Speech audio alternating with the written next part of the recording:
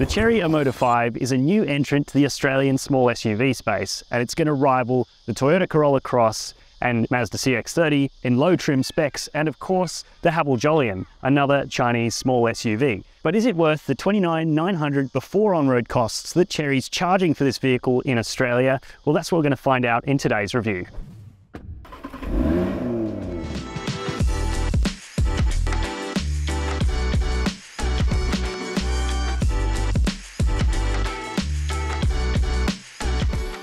Now, the fact that I'm in Australia is quite important for Chery because it has been here before. Between 2011 to 2014, this Chinese brand played in the Aussie market, but it fell apart with the introduction of mandatory safety laws, ESC and that sort of thing, and the cars just frankly were pretty terrible. The J1, which had the accolade of being Australia's cheapest brand new car, was itself enrolled in a lawsuit with General Motors China suing Chery for copying the Daewoo Matiz. Now, because of China's unique copyright laws, that never really amounted to anything, and why you'd copy the Daewoo Matiz, I'm not quite sure. But anyway, Chery is back, and it's all bolstered by the fact that other Chinese brands are performing strongly in Australia. GWM and its Haval, Jolion and H6 are selling quite well here and really starting to find a foothold. They're in stock, they're cheap, and they offer a hell of a lot of technology for the sticker price. Now, Chery is launching the Omoda 5, its all-new car globally here in Australia. That's going to be followed by a couple of other models, including larger SUVs, the Tiggo 7 and the Tiggo 8, and then finally, in early 2024, an electric version of this very car.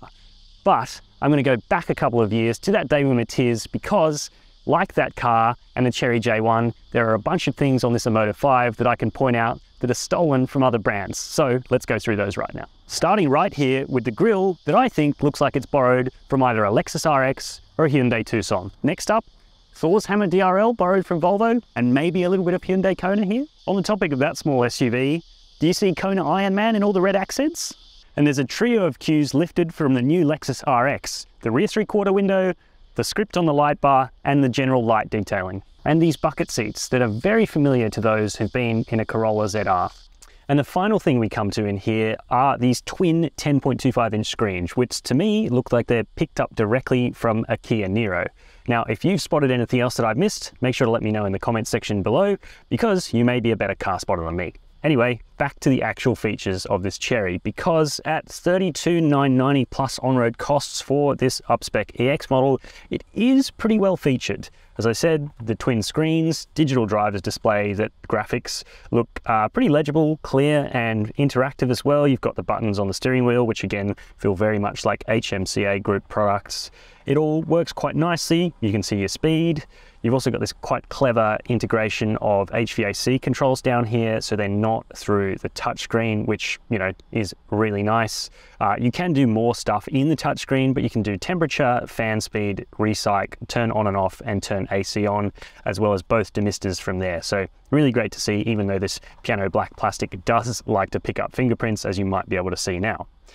Below that, we've got the wireless charging pad, which isn't actually a twin wireless charging pad as it is in a Tesla. There's one pad that's wireless charging and the other one's just a spot to sit your phone, but it is sort of Alcantara appointed, and that's kind of nice, stops things rattling around. And the kind of ambience of this interior is pretty decent. It looks handsome, it presents quite expensively, certainly more so than, say, a base model Toyota Corolla Cross, which is what you'd be getting for the same price as this car. You've got soft materials up on the dash, slightly soft. The door cards are hard and scratchy, but where you touch is nicely insulated with a little bit of rubberized padding. Not so bad after all. There's also those cool copper highlights that I mentioned before, and some pretty clever storage solutions, but some storage solutions that aren't so clever. For example, we've got this great little mezzanine storage device here, 12-volt socket and a USB-A charging port, so you can interface with wired Apple CarPlay and Android Auto. And then you've got this very deep center bin, but it doesn't open all the way because the seats themselves are a little bit too chunky, so you have to pull it up by hand. Bit of a lame one. It is cooled in there actually. You can turn this little knob to get HVAC, so cold air coming from the back to keep your drinks cool, but there's no USB charging ports or anything in there, so good storage space, but not incredible. You also have the weird ability to remove the bottom part of a cup holder for some reason. I don't know why you'd need to do that, but I guess to clean just one of them, but not the other one. very odd. You can let me know if you can think of a reason down below. And finally, to the seats. And I have to give Chery points for these because it is a much more comfortable driving position than I've experienced in other Chinese rivals, such as the Haval Jolyon. I have a little bit more under thigh support, and the steering wheel falls nicely to hand, and the pedals are a decent way away. The Haval Jolyon has this weird thing where there's not enough pull in the steering wheel, so I end up driving a little bit like, say, an old French car or an Alfa Sud, which I own, so I know a bad seating position when I feel one, and the Chery's isn't one. Actually pretty decent.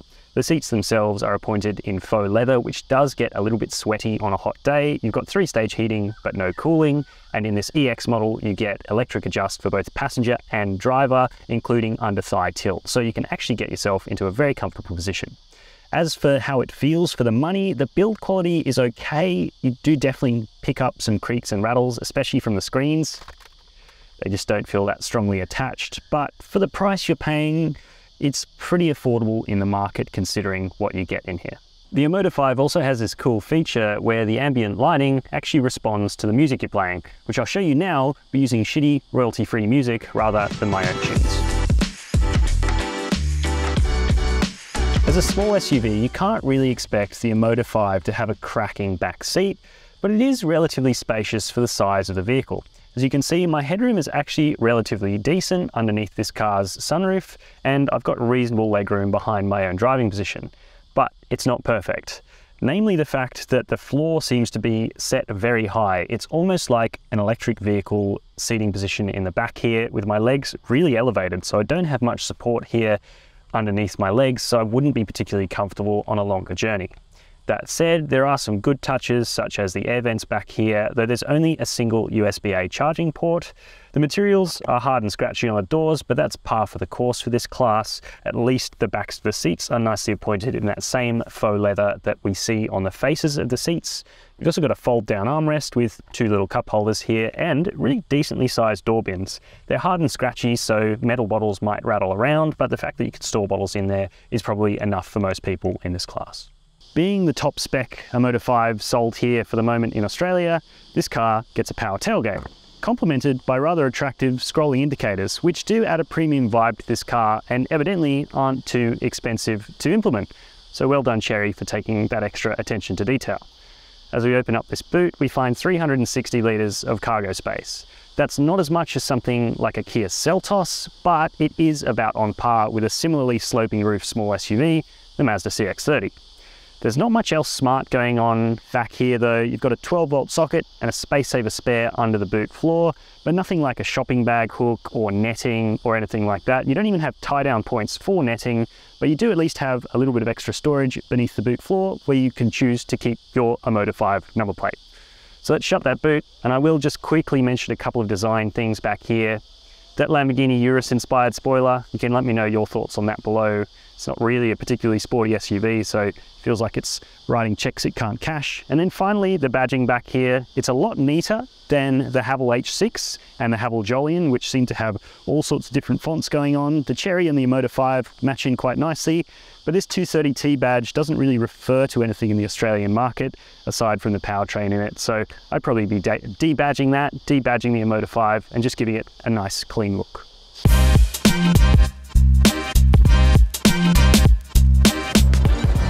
So the Chery may be a little bit strange to look at on the outside and in the cabin, and it continues out here on the road where there are some strange idiosyncrasies and some pretty solid issues with this car that I'll get to in a moment. But we'll start with the powertrain, which itself is not too bad. It's a 1.5 litre turbo petrol 4-cylinder engine, developing 115 kilowatts of power and 230 newton meters of torque.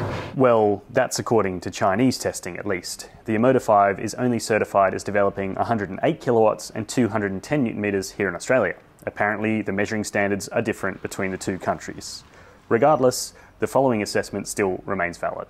Decent outputs for motivating a car that weighs about 1,500 kilos. It's about the same as you'd see in a Haval Jolyon, and it's also about the same as you get out of a 2-litre petrol engine fitted to something like a Kia Seltos or a Toyota Corolla Cross, both the base models of those cars.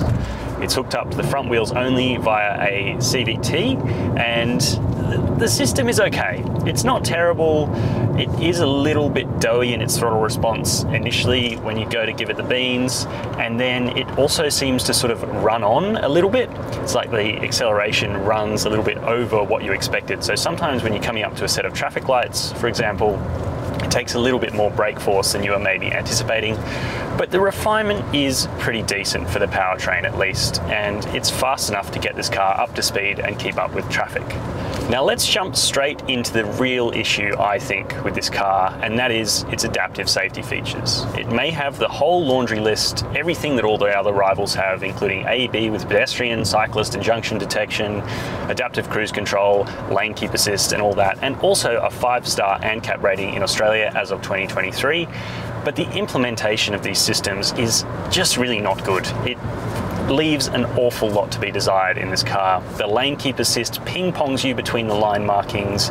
It only really works in perfect conditions. For example, in some of the tunnels around Sydney where the lane markings are nice and fresh, it just about works. But out here on open roads, in real environments, this car is quite tiring to drive. That emergency lane keep assist is really grabby, and it seems to sort of turn off and forget about lane markings for minutes at a time, and then all of a sudden it'll cut in when you're 30 centimeters from the right and throw you over to the left. So I think there's some real work that needs to be done on the adaptive safety systems in this car to make it as good as rivals. Now, something like a Kia Seltos system isn't great, to be honest, anyway, but it is a lot less tiring to use than this car's, overzealous and slightly confused system. So I think that's really the issue with this Chery, because as far as everything else goes, there you go, right then, loud chime, so annoying. But as far as everything else goes, this car is pretty fine. The ride comfort is fine, it sits reasonably flat on the road, there's enough travel in the suspension to soak up big bumps around town, and it doesn't have any horrendous top out or bottom out noises like we've experienced in some of this car's rivals. For example, the Haval Jolyon can just be a little bit more brittle than this car. The Chery actually seems to be a good riding little vehicle, not bad at all. Throwing it through a few corners exposes a couple of weaknesses, namely from the tyres. These GT Comfort F50 tyres just don't have very much grip in the dry or in the wet as we are now. They just simply sort of slide around and don't give any feedback apart from quite loud squealing. And yeah, it's not ideal. So some quality tyres would really sort this car out, because it does tend to just sort of fall into understeer. But to be honest, for the type of person who's going to be buying this car, that's a good thing. It's a nice, safe, decent body control out on a country road. The control weights and the feel, for example, the steering feel is very, very vague, electric, and not in any way precise, and it's not helped by the lane keep assist systems, I should add. But ultimately, as a car that's going to be driving around the city for most of its life and around when you need to out of city and on freeways, the refinement's pretty decent, the comfort's pretty solid, and it's actually not such a bad package. It just really needs to have its safety features retuned for Australian conditions, because they are so annoying. Finally, I'll talk about the visibility out of this car, because in most directions it's pretty decent. Got a nice broad windscreen, bonnet falls away, and it's easy to park. The 360 camera is also very high resolution, and you can spin around the car. Nice, cool little gimmick. The only issue is this mirror, which is very wide angle, and it makes it very difficult in this car to judge the distance to the car behind you. It's something you might get used to, but for me it's been a real strange thing catching my eye constantly in the mirror. Finally, one other little complaint, and that is the driver attention system, which always seems to come on when you're merging onto the freeway. You look in your mirrors, look away from the road for a second, and it sort of flashes up saying that you're distracted, when you're not, because you're actually looking at what's going on around you. So Chery, I'd love to see some of those things addressed. The safety systems, the driver attention monitoring could all do with finessing and make this car just that little bit better and much, much easier to recommend. The Chery Omoda 5 is covered by a 7-year unlimited kilometre warranty. Servicing is due every 12 months or 10,000 kilometres at a cost of $1,400 over the first 5 years or 50,000 Ks. So, should you take a chance on a new Chinese brand and go out and order a Chery Omoda 5?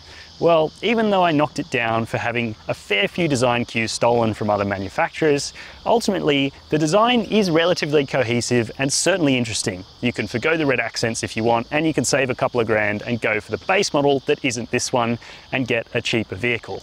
But is this car price cheap enough? Is it sharp enough to take sales off the Haval Jolyon? I happen to think it isn't. It's just that little bit more expensive than the Haval, and the price that you're paying for this car, I would rather spend on a Kia Seltos or a Mazda CX-30 in lower grade trims with a normal petrol engine. They're proven and they're reliable, and they just have a little bit more attention to detail, especially when it comes to the safety features, which is really what lets this Omoda 5 down. But that said, if you test drive this thing and get yourself over those safety features, there's plenty of cool technology and interesting design in the car that might make it right for you. So let me know your thoughts down below. I also think it's really good that Chery is offering a 7-year warranty and 7 years of roadside assist. So let me know your thoughts on that. And while you're there, why not hit subscribe to the Wheels YouTube channel. Thanks for watching.